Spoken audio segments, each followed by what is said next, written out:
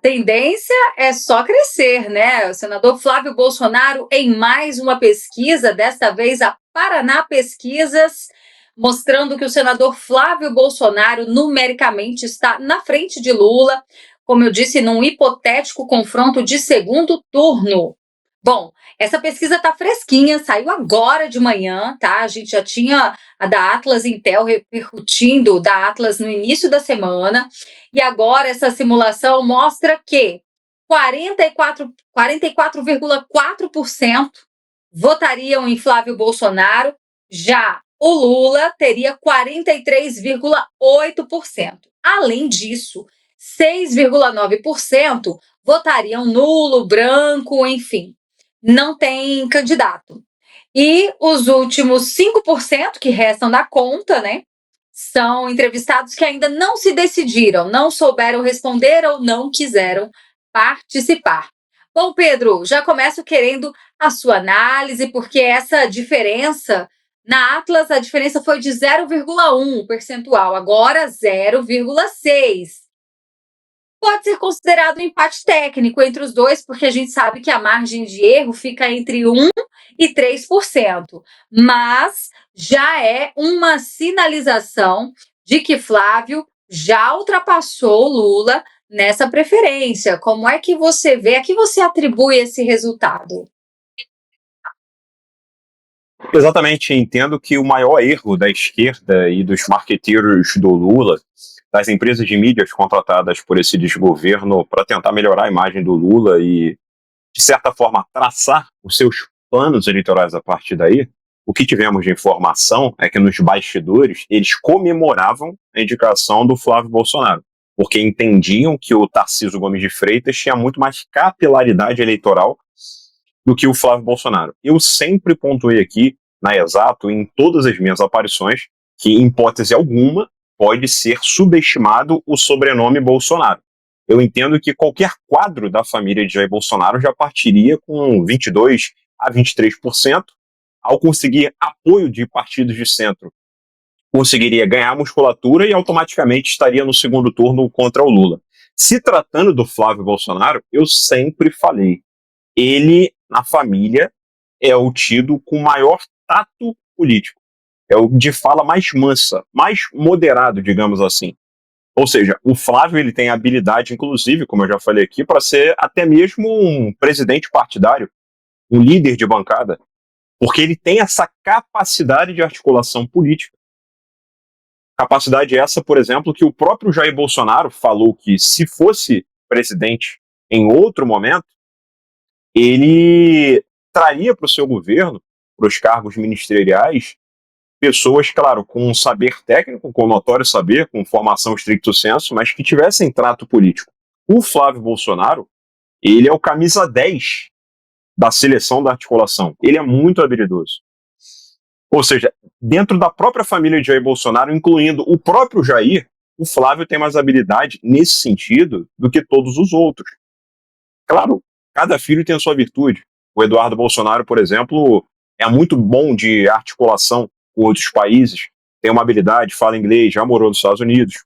O Carlos é um dos mais aprofundados no estudo da mentalidade do professor Olavo de Carvalho, é o que tem o maior mindset do professor Olavo de Carvalho dentro da família Bolsonaro. Michele é que tem o melhor trato com o público feminino e é a que tem o melhor trato também com as igrejas. E o Flávio é o que tem a maior habilidade, né, de articulação. O Jair, óbvio, é o que tem, com certeza, o maior carisma, não só dentro do bolsonarismo, não só dentro da direita, mas dentro comparado com todos os outros políticos do Brasil. Entendo que Jair Bolsonaro seja o político mais carismático da história da nossa nação. E por isso ele caminha agora passos largos para emplacar o seu sucessor, né, o seu filho. O Flávio Bolsonaro, ele vai ser basicamente ali o herdeiro do espólio político do pai. O seu pai deu a chave do cofre, onde guarda todo o seu espólio político, para o Flávio Bolsonaro.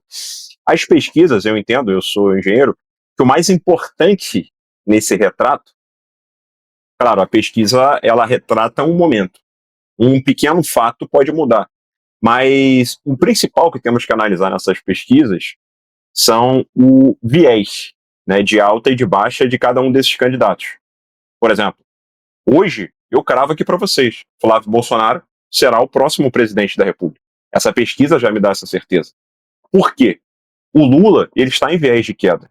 E agora, com os novos escândalos, Berenice, vindo à tona, o filho dele tendo a sua quebra de sigilo financeiro na CPMI do INSS, não só ele, Daniela Fonteles, que já foi, inclusive, coordenadora do PT, também teve a sua quebra de sigilo. E a melhor amiga do Lulinha também tiveram a quebra de sigilo. Todas essas figuras ligadas tanto ao careca do INSS, mas amigas de primeira ordem do Lulinha e muito próximos ao Lula. É óbvio que isso vai fazer o senhor Luiz Inácio perder muita gordura. Se o Lula hoje, no primeiro turno, ele está praticamente empatado tecnicamente com o Flávio, uma pesquisa qualitativa daqui a um mês, eu cravo para ti. O Flávio já estará na frente, no primeiro cenário, ele estará à frente, acima da margem de erro, e no segundo cenário, no segundo turno, ele vai vencer a passos largos, muito à frente do Lula.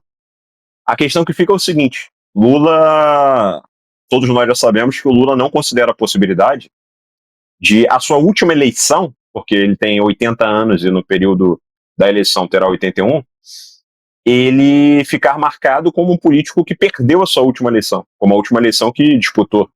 Ou seja, nesse cenário, será que o Lula ainda vai se propor a disputar com o Flávio? A questão que fica hoje não é mais se, é quando o Flávio vai passar o Lula a passos largos já no primeiro turno. Nos cenários, nas simulações de primeiro turno, isso é óbvio.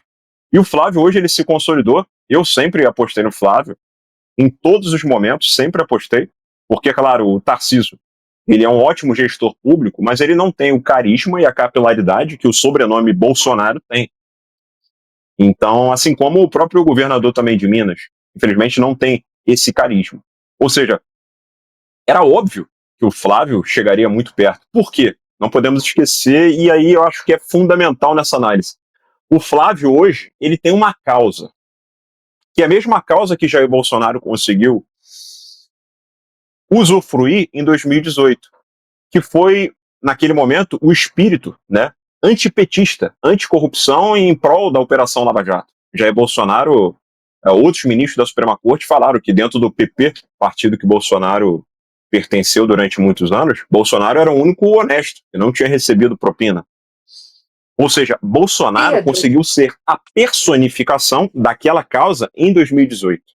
E agora, nas eleições desse ano, 2026, temos uma outra causa, que é o combate às tiranias e às perseguições políticas que acontecem via consórcio toga-petista. Hoje, quem personifica essa causa é Jair Bolsonaro. E o Flávio é seu filho. Eu, Berenice, entrevisto as pessoas na rua e a leitura, até inclusive, tá, Berenice, de pessoas de esquerda, eu pergunto, você vai votar no Lula ou no Flávio Bolsonaro? Até as pessoas de esquerda que me respondem, que vão votar no Lula, quando eu pergunto sobre Jair Bolsonaro, é unânime. Até as figuras de esquerda entrevistadas dizem que Bolsonaro foi vítima de uma perseguição política, que não entendem de forma objetiva por que ele se encontra preso. Isso é unânime, inclusive, nas perguntas que eu faço para pessoas de esquerda.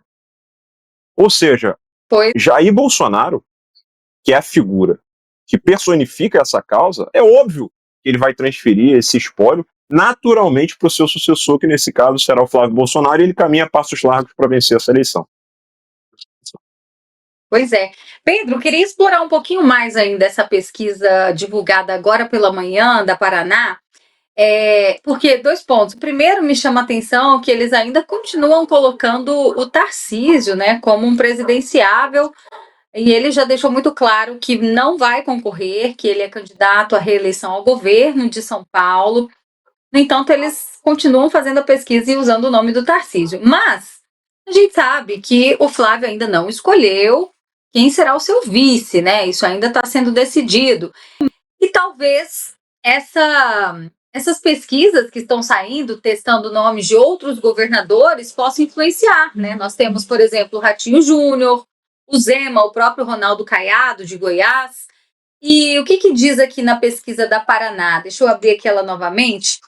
Porque todos os nomes, o único que vence o Lula no segundo turno mesmo é o do Flávio Bolsonaro. O que chega mais perto quase consegue vencer o Lula, seria da Michelle Bolsonaro. E aí, na sequência, nós temos outros nomes, né? Temos aqui Ratinho Júnior, como eu disse, tem o Zema, Renan Santos, do Missão.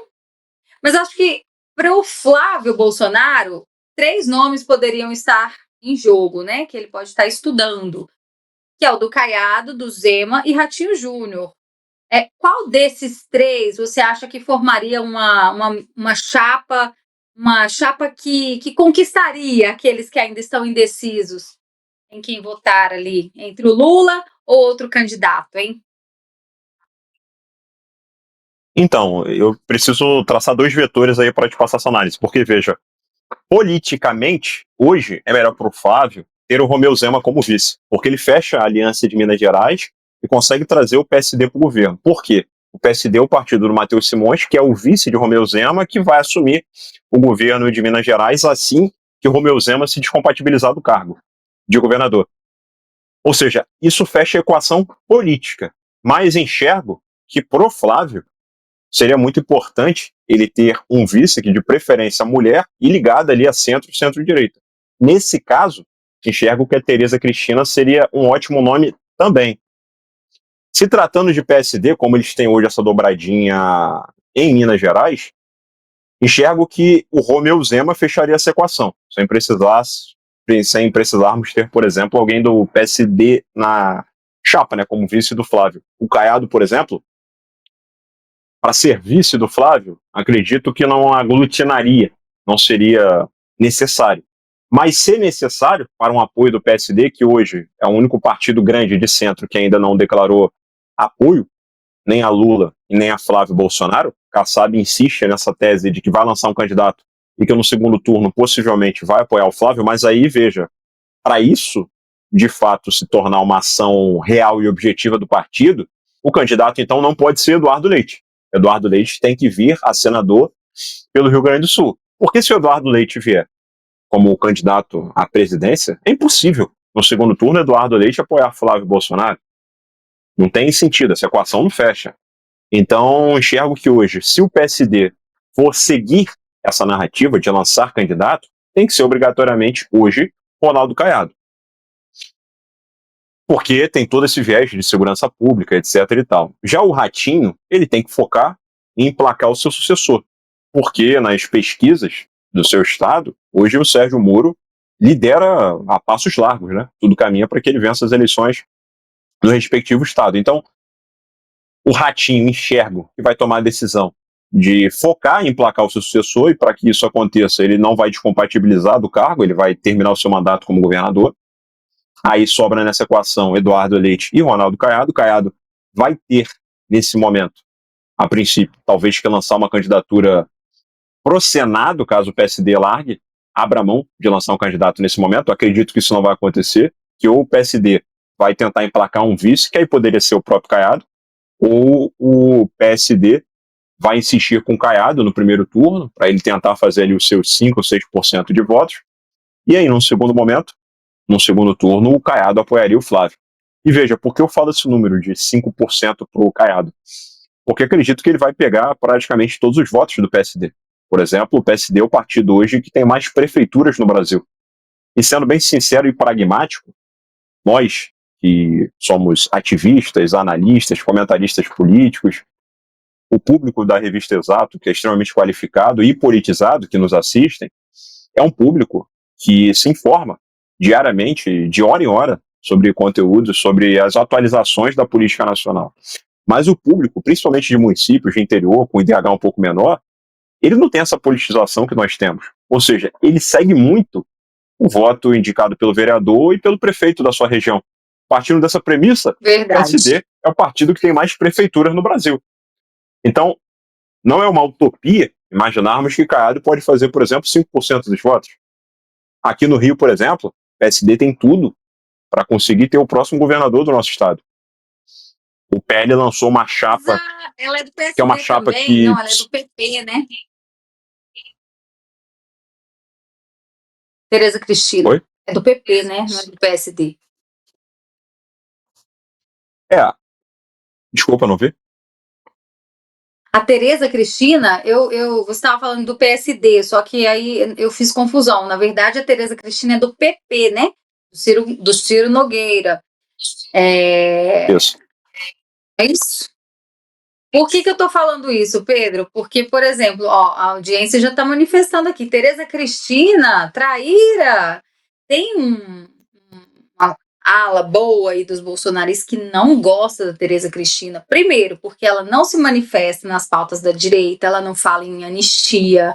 Ela viajou para os Estados Unidos com os petistas, senadores petistas, para desfazer aquele negócio lá das sanções que o Eduardo Bolsonaro tanto lutou, né, para tentar, de alguma forma, parar com aquele julgamento absurdo do 8 de janeiro. Então, eu entendo sua análise política, mas vejo que o nome dela não vai ser bem aceito por quem é bolsonarista mesmo. Não vai ser. Ela, ao invés dela puxar voto, ela pode acabar deixando quem já vota no Flávio insatisfeito, sabe? É a percepção que eu tenho. Posso estar enganada. Mas, por exemplo, a rejeição que a Tereza Cristina teria é a mesma que o Alckmin teve também com a base, com o núcleo duro do PT em 2022. O Alckmin, se você parar para analisar, sempre foi o adversário direto, antes de Jair Bolsonaro, do Lula, na figura do até então PSDB, né, capitaneado pelo maior colégio eleitoral do país, que é São Paulo, onde surge, inclusive, o Partido dos Trabalhadores e onde é a origem política do Lula. Lula, inclusive, ele é do Nordeste, mas a sua residência fixa, né, da pessoa física é em São Paulo, no Guarujá. Ou seja, a rejeição que o nome de Tereza Cristina enfrentaria é a mesma que, por exemplo, ou, na verdade, inferior a que o próprio Geraldo Alckmin enfrentou na base do PT. Naquele momento, uma saída que o Lula encontrou foi trocar o partido do Alckmin, né? Trazê-lo para a base, né? Para um partido ali de esquerda, né? Que é o partido, inclusive, do Alessandro Monon. Então, nesse momento, por cálculo político, enxergo que o Flávio Bolsonaro poderia perfeitamente escolher a Tereza Cristina. Mas não acho que será ela, porque ela é mulher e etc e tal. Porém, o Romeu Zema fecha a equação que hoje é principal, que é resolver a aliança com o PSD, que hoje é o que o Flávio Bolsonaro mais almeja e mais planeja. Para fechar essa equação, Romeu Zema resolve o problema, com o Matheus Simões sendo o sucessor, que é do PSD lá em Minas Gerais. Eu também acho. Eu tenho medo da Tereza Cristina ser tipo um general Mourão na vida do Bolsonaro, só que agora do Flávio. Um zero à esquerda e às vezes mais atrapalhando do que ajudando, né? Porque ela é pragmática até demais. Enfim. Bom, deixa eu agradecer também, porque já está dividindo a tela conosco. Vamos ampliar esse debate também. Maurício Barros, chega para cá. Boa tarde, bem-vindo. Boa tarde, Berenice. Boa tarde, Pedro. Um prazer estar com vocês aqui dividindo a bancada. Estou só escutando aqui as análises e vou ter que concordar com a Berenice, né? Eu acho que a Tereza Cristina, por enquanto, né, não se mostrou ainda, não mostrou para que veio, né? Talvez como ministra fez um bom trabalho, mas após conquistar a cadeira de senador, a gente não parece que abandonou o bolsonarismo ou algo do tipo. E o Romeu Zema, como o Pedro falou, né? Ele fecharia de vez a equação, porque a gente já viu várias análises, né? Várias pessoas comentando que se o PSD não embarcar, vai ser muito difícil o Flávio ganhar. E a gente conseguindo trazer o Zema, o Partido Novo, para a base, para compor, aí a gente fecha a equação e aí tchau Lula em outubro. Bacana, gente. A gente ainda vai discutir muito esse assunto. Em breve já teremos, inclusive, a decisão do PL, né? Eu acho que quem vai escolher, inclusive, vai ser o Jair Bolsonaro, porque ainda que preso, quem dá as cartas é ele. Não é mesmo?